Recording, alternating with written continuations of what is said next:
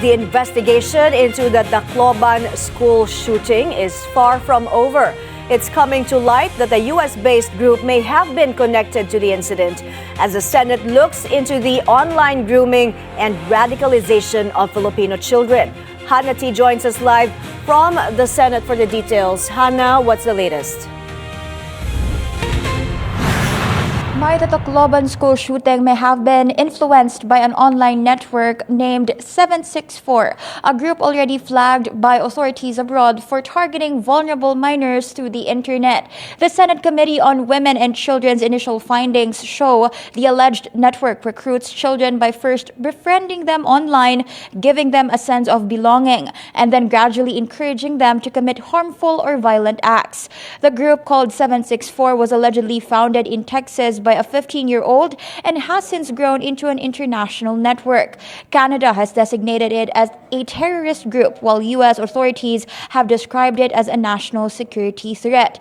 The initial investigation found indications that members of such networks use online games including Roblox, Minecraft, and Gorebox to recruit young people while also sharing materials related to sextortion, weapons, and other dangerous activities. An independent review identified a Facebook profile believed to have been used by one of the suspects known as alias Nash. After the shooting, that account allegedly received comments from other profiles encouraging the attack and instructing the suspect to delete digital evidence from Discord, Reddit, and Telegram. One of those accounts, identified as Sedik Raizanov, is now being investigated as the alleged adult groomer of the minors involved.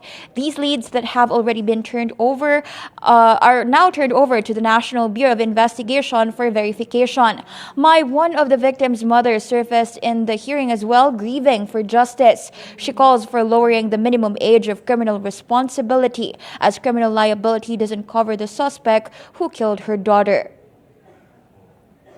Pwede naman siyang makulong doon sa ibang pasilidad na pwede sa kanilang edad para din nila maramdaman yung sakit, yung parusa na karapat-dapat sa kanila eh.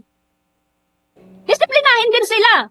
Kaya nga yung bata, pag makakasala, di ba?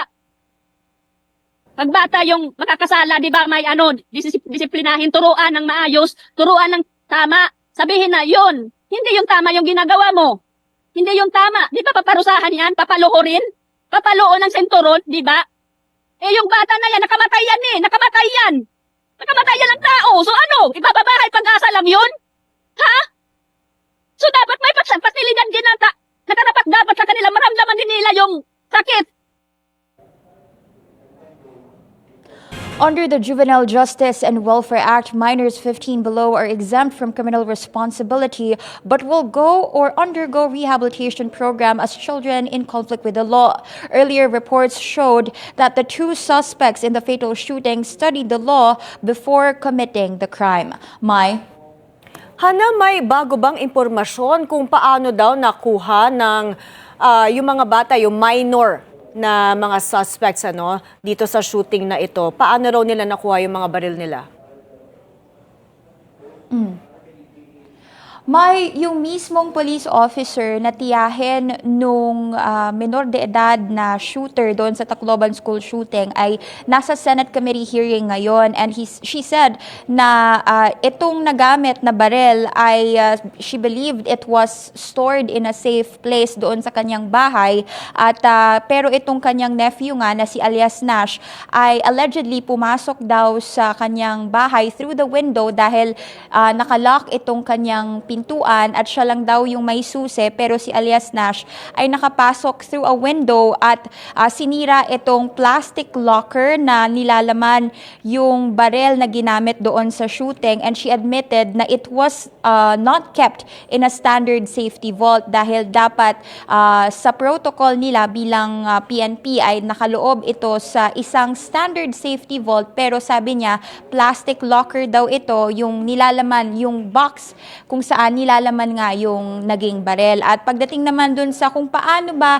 nalaman ni alias Nash na dun nakalagay yung barel, sabi niya yun lang din naman daw kasi yung locker nung barel dun sa kanyang tahanan. Kaya raw ito alam nung kanyang pamangkin. Back to you, Mai. Hannah, matatapos ba ngayon ng hearing o may part 2 pa ba ito?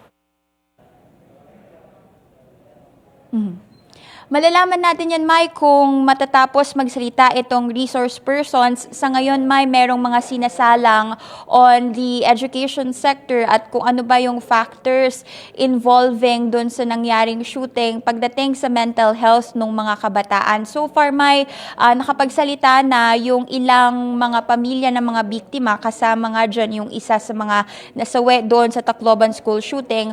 We've yet to find out kung masusundan pa itong pagdinig. Mai? Isa na lang, what are they going to do daw? Dahil yung developer ng Gorebox at yung siguro may iba pang online games na kailangan nilang makuha ang panig, but they declined to attend the hearing. Ano raw gagawin nila? May sa ating huling monitoring, hindi na pag-usapan kung ano yung next step doon sa hindi pagsipot nitong si Felix Philip na una nang respectfully dinecline itong imbitasyon ni Sir Teresa Ontiveros bagamat siya ay Germany-based. No? So sa ngayon, wala pang update kung paano mapasisipot kahit online or via Zoom itong developer. Pero nauna na rin kasing sinabi ni Philip na willing naman daw siyang makiisa sa investigasyon dito sa Pilipinas pagdating doon sa nangyaring school shooting. But at the same time, he also declined to appear before the Senate committee. Mai? Thank you, Hannah T, joining us live from the Senate.